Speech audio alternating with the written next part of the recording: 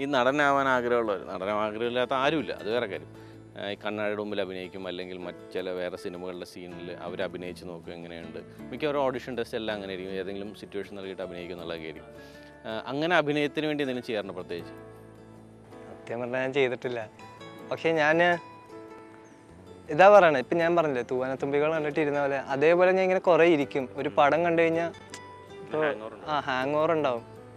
മണിരത്നത്തിൻ്റെ ഒരു കോട്ടില്ലേ, if you are bitten by this bee no you are seriously bitten എന്ന് പറയണത്. അത് സിനിമയെക്കുറിച്ച് പറയുമ്പോൾ എനിക്ക് തോന്നുന്നത് അതാണ്. ഞാൻ ഇപ്പോൾ ഇതിലൊരു പടം കണ്ടു കഴിഞ്ഞാൽ ഞാൻ ഭയങ്കരമായിട്ട് അതിലായി പോകും.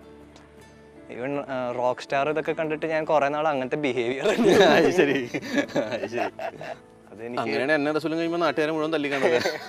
ഇല്ലില്ല. ബട്ട് ഞാൻ പറയാം, നമ്മൾക്ക് അഭിനയിക്കുമ്പോഴും നമ്മളൊരു സിനിമ മൊത്തമായിട്ട് ഒരു പടം മൊത്തമായിട്ട് കാണുന്നത് വേറെ പരിപാടിയാണ്. ഇപ്പോൾ അഭിനയിക്കുമ്പോൾ സത്യം പറഞ്ഞാൽ എനിക്ക് ജഡ്ജ്മെൻറ്റ് കിട്ടാറില്ല. അത് എൻ്റെ എക്സ്പീരിയൻസ് കുറവുകൊണ്ടാണ്. അപ്പോൾ എനിക്ക് ആ ഷോട്ട് വരുമ്പോഴത്തേക്ക് അത് കഴിഞ്ഞ് കഴിയുമ്പോഴത്തേ ഞാൻ ഷാനോസ്ക അത് ഒന്നും കൂടെ എടുത്താൽ ഇല്ല ഷീന അത് ഓക്കെ ആണല്ലോ, അപ്പോൾ എനിക്കത് അപ്പോൾ ഷാനോസ് എന്നാൽ ശരി ഒന്നും കൂടെ എടുക്കാമെന്ന് പറയും. അപ്പോൾ ഞാൻ വേറെ ടേക്ക് എടുത്തിട്ട് അപ്പോൾ പിന്നെയും ഒരു സാറ്റിസ്ഫാക്ഷൻ ഇല്ല. ഷീന ആദ്യത്തെ കറക്റ്റായിരുന്നു, പിന്നെ ആ ഒരു അതെൻ്റെ എക്സ്പീരിയൻസ് കുറവുകൊണ്ടാണ്. അപ്പോൾ ജഡ്ജ്മെൻറ്റ് പോകും എനിക്ക് ഷൂട്ടിങ് നമ്മൾ അഭിനയിക്കുന്ന ഒരു ഇതിൽ. പക്ഷെ പടം കാണുക വെച്ചാൽ ഫൈനൽ പടമാണല്ലോ നമ്മൾ കാണുന്നത്.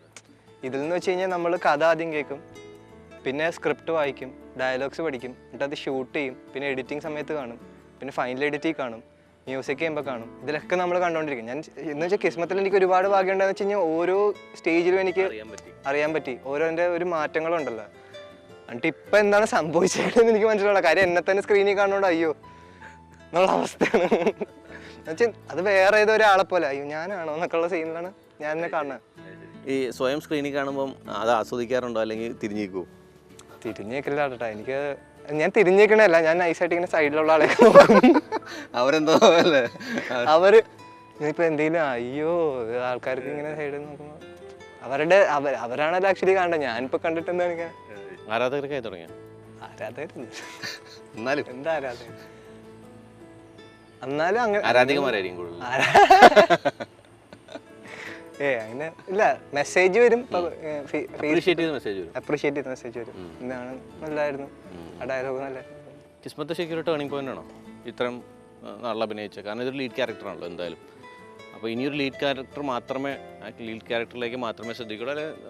ലീഡ് ക്യാരക്ടർ എന്നല്ല, ഇപ്പൊ കിസ്മത്തിലായാലും ആക്ച്വലി ലീഡ് ക്യാരക്ടർ എന്ന് പറയാൻ ഞാൻ ഇപ്പോഴും പറയില്ല. കാര്യം ഷാനവാസ്ഖാൻ്റെ അടുത്ത് കഥ ആദ്യം പറയുമ്പോൾ ഒരു ചെക്കനും പെണ്ണും പോലീസ് സ്റ്റേഷനിൽ വരുന്നു, അവിടെ പിന്നെ വേറെ കഥകളുണ്ട്.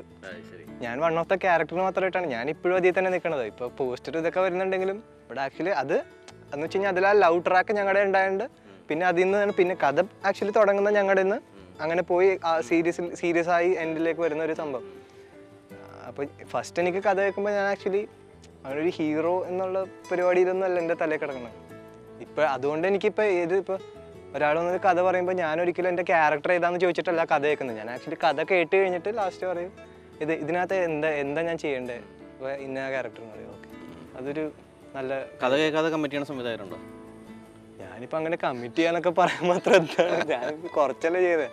ഇപ്പം എന്താ രാജീവ് സാർ എന്നെ എപ്പോൾ വിളിച്ചാലും ഞാൻ പോകും. അത് എന്താണെങ്കിലും ഇപ്പം ചെല്ലും എന്നുള്ള പരിപാടിയാണ്. കിസ്മത്ത് ഈ യുവാക്കൾക്കുള്ള സിനിമയാണ് അല്ലേ എല്ലാവർക്കും ഉള്ള? ഇത് ആക്ച്വലി ഞാൻ പറഞ്ഞില്ലേ ഫാമിലി ഓഡിയൻസായിരിക്കും കൂടുതൽ കണക്ട് ചെയ്യാൻ പോകുന്നത്. ഒരു ഇത്തിരി ഏജ് കഴിഞ്ഞിട്ട് നിൽക്കുന്നവർക്ക് അതിൻ്റെ ഇമോഷൻ കിട്ടും ശരിക്കും. പയ്യന്മാർക്കെന്ന് വെച്ച് കഴിഞ്ഞാൽ ഇതെന്ന് വെച്ച് കഴിഞ്ഞാൽ നടന്ന പരിപാടി ആയതുകൊണ്ട് ആൾക്കാർ ഇതൊക്കെ നടക്കുമോ എന്നുള്ള സീനാണ് പയ്യന്മാർക്ക്. പക്ഷെ ഇതൊക്കെ ഒരു കുറച്ച് ലൈഫിൽ നമ്മൾ മുന്നോട്ട് പോകുമ്പോഴത്തേക്ക് ആൾക്കാർ കുറേയൊക്കെ കേട്ടിട്ടുണ്ടാവും, കഥ കേട്ടിട്ടുണ്ടാവും. അപ്പോൾ ഇങ്ങനത്തെ കാര്യങ്ങളൊക്കെ നടന്നിട്ടുണ്ട്, ഒരുപാട് സ്ഥലത്ത് നടന്നിട്ടുണ്ട്. ഇപ്പം പൊന്നാനി മാത്രമല്ല, ഇതിപ്പോൾ എല്ലായിടത്തും നടക്കാവുന്ന ഒരു കഥയും കൂടെയാണ്. അപ്പോൾ നമുക്ക് ഇന്ന് നിർത്താമല്ലേ? നമ്മൾ കുറേ സംസാരിച്ചില്ലേ? കുറേ സംസാരിച്ചു. അപ്പോൾ ആ ബോംബെ വെൽവെറ്റ് നടന്നു, താങ്കൾ അസിസ്റ്റൻറ്റ് സിനിമാറ്റോഗ്രാഫറായി. എങ്കിൽ താങ്കളിപ്പം ബോംബെയിലിരുന്ന് ഇപ്പം ഇറങ്ങി കിസ്മത്ത് വേറെ ആരെങ്കിലും വെച്ചിരുന്ന് കാണുമായിരുന്നോ? ചിലപ്പോൾ അങ്ങനെ ആയിരിക്കും, നമുക്ക് എന്ത് പറയാൻ പറ്റും. അപ്പോൾ രാജീവേട്ടൻ എന്ത് ചെയ്തേ? 2 സിനിമ രാജീവ് സാറ് 2 സിനിമ ആരെ പറ്റി ചെയ്യുന്നത്? Thank you very much.